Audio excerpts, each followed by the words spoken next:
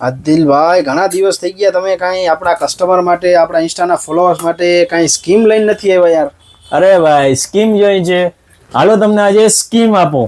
તો કેમ છો ખંભાળિયા? તો સ્કીમની વાત કરતા હું તો આજે તમારા માટે સ્કીમ લઈને આવ્યો છું. જો સ્કીમમાં છે ને આપણે જ્યુસની લિક્વિડ લિપસ્ટિક ભેગી નેલ પોલિશ ફ્રી આપવામાં આવશે.